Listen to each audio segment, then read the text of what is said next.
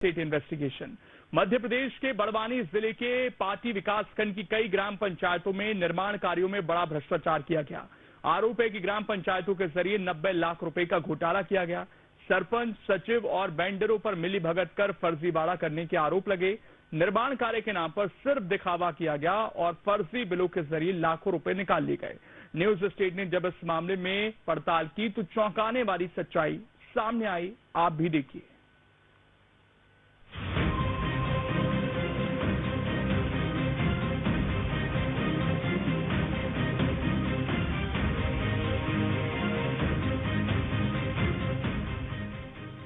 मध्य प्रदेश के ग्रामीण अंचलों को विकसित करने के लिए सरकार कई योजनाएं चला रही है। गरीबों के कल्याण के लिए सरकार राहत देने का काम कर रही है। सरकार की कोशिश है कि अंतिम पायदान में खड़े व्यक्ति तक योजनाओं का लाभ मिले, लेकिन इन पारदर्शी योजनाओं पर भी भ्रष्टाचारी बाज की नजर गड़ाए बैठे रहते हैं।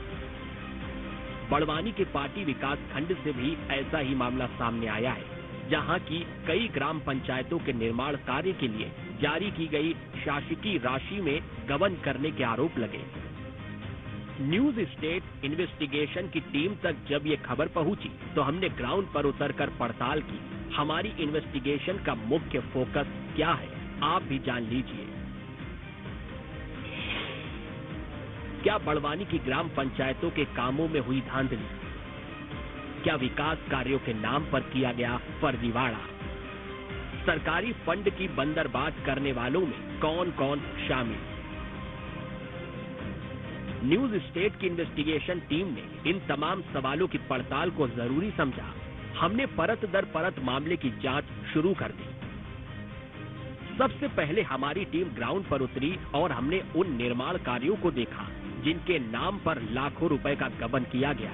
तस्वीरों में आप देख सकते हैं ग्राम पंचायतों के जिन कामों के लिए सरकार ने लाखों रुपए जारी किए, वो या तो ठीक से हुए नहीं या फिर आधे अधूरे काम पर पूरा भुगतान करा लिया गया। कई जगहों पर काम के नाम पर सिर्फ खानापूर्ति की गई। हमारी इन्वेस्टिगेशन टीम के कैमरे में जो तस्वीरें कैद हुई, उसके मुताबिक कई निर्माण कार्य अधूरे पड़े हैं, तो कई निर्माण बस इसलिए किए गए ताकि सरकारी कागजों में कुछ तस्वीरें जोड़ी जा सके। बड़वानी के पाटी विकासखंड की पंचायतों में 90 लाख रुपए का घोटाला सामने आया है। जांच में फर्जी बिल, बिना काम किए भुगतान, लो कंस्ट्रक्शन, डीएम की जन सुनवाई में मिली शिकायत के बाद सेमलेट, लिम्बी, कंडरा, वेरवाड़ा, ओसाड़ा और आवली ग्राम पंचायतों में निर्माण कार्य घटिया पाए जाने के आधार पर शिकायत दर्ज की गई है। शिकायत में जनपद पंचायत पाटी के सीईओ के जांच प्रतिवेदन के आधार पर पाटी थाने में एफआईआर दर्ज की गई है, जिसमें इन पंचायतों के सरपंच, सचिव और निर्माण एजेंसी के कई सारे वेंडर शामिल हैं। न्यूज स्टेट की पड़ताल में हम पूरा सच समझाना चाहते हैं। हमारे पास जो जानकारी मिली है उसके मुताबिक बड़वानी के पाटी ब्लॉक की कई पंचायतों में फंड की हेराफेरी का खेल चल रहा है। हमने एक एक पंचायत के कामों को देखना, समझना जरूरी समझा। हमारी टीम जब गांवों में पहुंची तो उन लोगों के कान खड़े हो गए जो फर्जीवाड़े में शामिल रहे। हमारी ग्राउंड टीम को कुछ मुश्किलें भी आई, लेकिन हमारी पड़ताल जारी रही। हमारी टीम ने जो जानकारियां जुटाई वो आप भी जान लीजिए। बड़वानी जिले के पाटी ब्लॉक की पंचायतों में धांधली की शिकायत। 6 ग्राम पंचायतों के विकास कार्यों में शिकायत मिली। 90 लाख रुपए से अधिक का गबन का आरोप। ग्राम पंचायत सेमलेट, लिम्बी, कंडरा, आवली में धांधली। वेरवाड़ा, ओसाड़ा के विकास कार्य भी सवालों के घेरे में है। कई पंचायतों में निर्माण कार्य अधूरे छोड़ दिए गए। कई निर्माण कार्यों में सिर्फ खानापूर्ति की गई। कई निर्माण कार्य सिर्फ कागजों में ही दिखाए गए। सरपंच, सचिव और वेंडरों की मिलीभगत से फर्जीवाड़े का शक। फर्जी बिलों के जरिए राशि निकालने की बात सामने आई। पोर्टल पर अपलोड किए गए बिलों की धुंधली कॉपी थी, खाली पेज अपलोड कर राशि निकाल ली गई। ये वो तथ्य हैं जो हमें भी हैरान कर रहे हैं। जाहिर है, अगर विकास के काम कागजी हेराफेरी का शिकार हो जाएंगे तो हमारे गांवों की तस्वीर कब बदलेगी, कैसे बदलेगी? हमारी टीम घटिया और अधूरे पड़े विकास कार्यों से जुड़ी इन तमाम जानकारियों के साथ जनपद पंचायत पाटी के सीओ नीलेश नाग के पास पहुंची। वो कैमरे पर कुछ भी बोलने से मना करते रहे। हमारी टीम के हाथ वो जांच रिपोर्ट भी लगी जो खुद सीओ नीलेश नाग के निर्देश के बाद तैयार की गई थी। हमें पता चला कि पंचायतों के अंदर चल रहे इस फर्जीवाड़े की शिकायतें पहले भी पार्टी के सीईओ तक पहुंची थी। तब एक जांच कमेटी बनाई गई थी। इस कमेटी के निर्माण कार्यों की गुणवत्ता पर सवाल उठाया था। इस कमेटी ने भी कहा था कि जो काम पूरे बताकर पैसे लिए गए वे अधूरे पड़े हैं और कई जगह तो निर्माण हुआ ही नहीं। जांच में पाया गया कि निर्माण कार्य की राशि में बड़ा घोटाला किया गया। कुछ निर्माण कार्य किए नहीं गए, कुछ निर्माण कार्य आधा अधूरा रहे, कुछ निर्माण कार्य पूरे तो किए गए पर गुणवत्ता विहीन पाए गए। ऐसा जांच प्रतिवेदन के आधार पर जब एफआईआर दर्ज हुई तो मामले में जांच की जा रही है। वर्तमान में बड़वानी जिले के डीएम जो है वो महिला अधिकारी फिलहाल कुछ ही दिन पहले यहाँ पर पोस्टिंग हुई है, उन्हें मामले की पूरी जानकारी नहीं है। उसके बाद जिला पंचायत सीईओ की हम बात करें काजल जावला, तो उनके द्वारा मीडिया को ये बताया गया कि मैं मामले की जानकारी जब तक कलेक्टर को ना दे दूं तब तक आपको पूरी कहानी के बारे में अवगत नहीं करा सकती। इस पूरे मामले में पुलिस का कहना है कि हमारे द्वारा एफआईआर दर्ज करके मामले की जांच शुरू की गई है, परंतु अभी तक पूर्ण रूप से जांच में किसी का सहयोग नहीं मिल पा रहा। जो मूल दस्तावेज है वो अभी तक हमारे पास जब्ती नहीं हो पाए। जब दस्तावेज जब्त होंगे उसके बाद में मामले की जांच की जाएगी। तीसरा पक्ष अगर सरपंच सचिवों की बात की जाती है तो उनका ये कहना है कि पूरे मामले में हमारे साथ देशपूर्ण कार्रवाई की गई है। भ्रष्टाचार का ये मामला गांव के विकास के सपनों पर चोट कर रहा था। जाहिर है यही वजह रही कि हमारी टीम ने हर जोखिम को सहकर भी सच को सामने लाने की कोशिश जारी रखी। हमें ये भी पता चला कि जनपद सीओ ने थाने में भी एक शिकायत दर्ज कराई थी।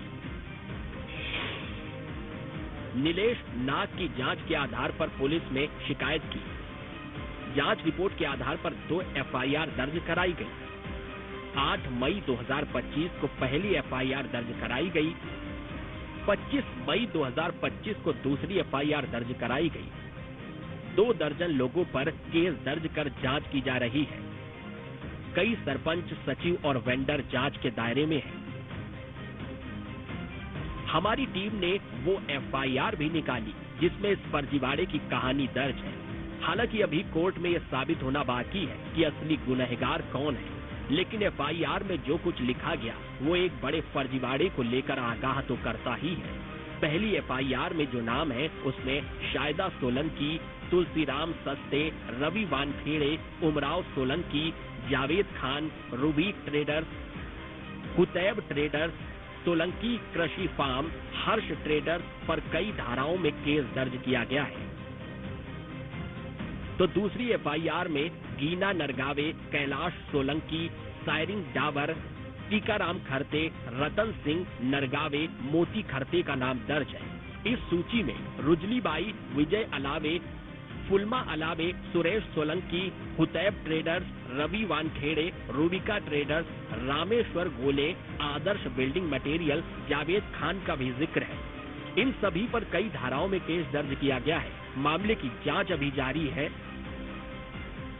देखिए, इसमें पार्टी की जो सीएमओ नीलेश नाग हैं, इनके द्वारा 8 तारीख को और 25 तारीख को, 25/5 को और 8 तारीख को 2 एफआईआर पंजीबद्ध कराई गई हैं, जिसपे जो ग्राम जो है सेमलेट है उसके सरपंच और सचिव और अन्य 7 व्यक्ति हैं। टोटल इसमें 9 आरोपी हैं। और इसी प्रकार से इनके द्वारा कांड्रा, आवली, लिम्बे और वेरवाड़ा सरपंच, सचिव, वेंडर इनके खिलाफ रिपोर्ट लिखाई गई है। और मामला ये कि इनके द्वारा जो है जो ग्राम पंचायत में जो काम हुए थे वो कार्य पूर्ण नहीं थे और इनके द्वारा लगभग 90 लाख रुपए की राशि का दुरुपयोग किया गया है। इसका मामला जो है धारा 316, 318, 340, 61 बीएनएस की धाराओं के अंतर्गत पंजीबद्ध किया गया है। अपराध पंजीबद्ध करने के बाद उसमें जो विवेचना की जा रही है। इसमें देखिए क्या है कि इन्होंने अलग अलग आरोप लगाए हैं कि जांच में पाया कि वेंडरों ने वो काम किया नहीं है उसमें, तो उसमें कई प्रकार की अनियमितता है, उसकी जांच की जा रही है। इसमें हाँ, इसमें जो है अभी विवेचना की जा रही है। कुछ लोगों ने इसमें कोर्ट में भी आवेदन लगाया है इन्होंने कि उनका कहना है कि हमारे ऊपर गलत तरीके से एफआईआर पंजीबद्ध हुई, उसमें पिटीशन भी लगाई इन लोगों ने, तो इस प्रकरण की विवेचना की जा रही है इसमें। न्यूज स्टेट की इन्वेस्टिगेशन की टीम ने मामले के तह तक जाने की कोशिश की। तब इन सरपंचों, सचिवों और सहायक सचिवों के खेल का खुलासा हुआ। गांव वालों ने जो आरोप लगाए और जांच रिपोर्ट में जो कुछ भी दर्ज किया गया, उन सभी को मिलाकर एक तस्वीर जो हमारे सामने आई वो परेशान करने वाली थी। पंचायतों ने पोर्टल पर फर्जी बिल अपलोड किए, बिना जीएसटी टिन नंबर के अधूरे बिल अपलोड किए, कई जगह कोरे बिल अपलोड कर राशि निकाली गई, शासकीय राशि वेंडरों के खाते में भुगतान कर जमा की गई। इस फर्जीवाड़े को समझने के लिए न्यूज स्टेट की इन्वेस्टिगेशन की टीम ने यहां के स्थानीय पत्रकारों से बात की तो उन्होंने चौंकाने वाले खुलासे किए और अधिकारियों की कार्य प्रणाली पर कई सवाल उठाए। पाटी ब्लॉक की कुल 6 पंचायतों में 90 लाख से अधिक के भ्रष्टाचार के मामले में सीईओ पार्टी के द्वारा प्रतिवेदन के आधार पर पुलिस ने एफआईआर दर्ज की है। मामले में कई सारे सरपंच, सचिव और काम करने वाले वेंडरों के खिलाफ एफआईआर दर्ज की गई है। उस मामले में बड़वानी जिले के जो पत्रकार उस मामलों को लगातार कवरेज करते रहे हैं, ऐसे वरिष्ठ पत्रकार मेरे साथ प्रमोद मौजूद हैं। प्रमोद जी, क्या कुछ मानते हैं इस तरह का भ्रष्टाचार हुआ, कौन जिम्मेदार लेते हैं और अभी तक कई महीनों के बाद भी कार्रवाई नहीं हुई है? इस तरह के जो भ्रष्टाचार में हेमंत जी आपको बताना चाहूंगा कि बड़वानी पूरा ट्राइबल क्षेत्र है और यहाँ पर जो है हितग्राहियों को लाभ पहुंचाने की सरकार की मंशा रहती है, तो के अनुरूप यहाँ पर बजट भी दिया जाता है, अधिकारियों के ऊपर दबाव भी होता है और इस तरह के जो मामले होते हैं ये अंदरूनी तौर पर चलते हैं। हमेशा यह देखा गया है कि ऐसे मामले बहुत कम मतलब पब्लिक डोमेन में आ पाते हैं और जिसके कारण जो है इस तरह के मामले जो है चलते रहते हैं, जो कहीं न कहीं अंदरूनी चलते हैं। बहुत कम ऐसे मामलों में जो है बड़े स्तर से कोई कार्रवाई होती है और एफआईआर दर्ज होती है। कुछ मामले तो इसके पहले ही मतलब फाइलों में दबे रह जाते हैं। 90 लाख के भ्रष्टाचार का मामला है और एफआईआर दर्ज हुई है और अभी तक कोई उचित कार्रवाई नहीं हुई है। देखिए, ये इस तरह के जो मामले होते हैं इसमें जांचें बहुत लंबी चल रही है। इस मामले में करीबन 3 माह का समय, 1 से 2 माह का समय हो चुका है और इतने लंबे समय के बाद में भी इसमें कार्रवाई नहीं हो रही है। इस पे वरिष्ठ अधिकारियों को ध्यान देना चाहिए। कपिलेश जी, काम हुआ नहीं, पैसे निकाल लिए, कुछ काम हो गए पर गुणवत्ता विहीन थे, क्या कुछ घटनाक्रम रहा? देखिए, बड़वानी जिले का शुरुआत से ही भ्रष्टाचार को लेके इतिहास रहा है। खास करके विशेष हम बात करें जनपद पंचायत स्तरों पर कई बार ये हुआ है कि भ्रष्टाचार के मामले यहाँ पे प्रकाश में आए हैं। कांग्रेस सरकार जब जयराम रमेश मंत्री थे, जब उन्होंने भी संसद में सेंधवा जनपद पंचायत के मामले को उठाया था, जो काफी तथाकथित रूप से काफी बड़ा मामला था। 90 लाख रुपए का जो ये भ्रष्टाचार पार्टी ब्लॉक में सामने आया है, इसमें देखने में आ रहा है कि जो 6 पंचायतों से जुड़े हुए लोग थे, इसमें सरपंच, सचिव से लगा के वेंडरों तक उस पे एफआईआर के आदेश हो गए। जहां तक मेरी जानकारी है उसमें अभी तक इनको दस्तावेज उपलब्ध नहीं हो पाए पुलिस को इस मामले में और लगातार वे प्रयास कर रहे हैं मगर दस्तावेज उपलब्ध नहीं।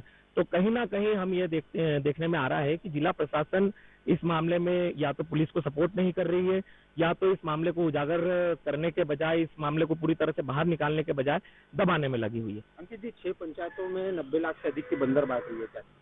देखिए, सरकार पे भरोसा सबको रहता है और सरकार अपना काम कर रही है। सब अपना टैक्स दे रहे हैं। टैक्स से सरकार जो वसूल रही है वो अपने अंतिम छोर तक पहुंचाने के लिए टैक्स दिया जाता है। तो उसके लिए सरकार जो इनको राशि पहुंचाई जाती है, जब ये राशि अंतिम छोर तक नहीं मिल रही है, उसके जो भी कामकाज है वो कामकाज नहीं हो रहे, तो ये क्यों नहीं हो पा रहे और क्या कारण है इसका? ये कहीं ना कहीं ये भ्रष्टाचार बहुत बड़ा भ्रष्टाचार है। 90 लाख की राशि कोई छोटी मोटी राशि नहीं है। ये 90 लाख की जब राशि का आहरण हुआ है तो किस आधार पे किया गया? जैसे कपिलेश जी ने बताया कि इसकी पूरी प्रोसेस होती है, तो प्रोसेस को जब प्रोसेस की गई, जब वहां पे जाके गुणवत्ता चेक की गई, इंजीनियरों द्वारा मशीन होती है, मशीनरी से सब चीजें चेक की जाती है, तो किस आधार पे जांच की जाती है? तो उस आधार पे जो हस्ताक्षर हुए, हस्ताक्षर भी हुए तो किस आधार पे हुए? इस मामले में बड़वानी विधानसभा से विधायक राजन मंडलोई ने बड़े आरोप लगाए। उनका कहना है कि कई सरपंचों को अंधेरे में रखा गया। वो इस फर्जीवाड़े के लिए कुछ अधिकारियों की भूमिका पर सवाल उठा रहे हैं। वो कह रहे हैं कि कुछ सरपंच ओटीपी के मायने नहीं समझते, उनको धोखे में रखकर ओटीपी लिया गया और पैसों का बंदरबांट किया गया। मामले में पंचायत सचिव, सीईओ और इंजीनियर की भूमिका पर भी सवाल उठाते हुए विधायक ने जो कहा है वो आप भी सुनिए।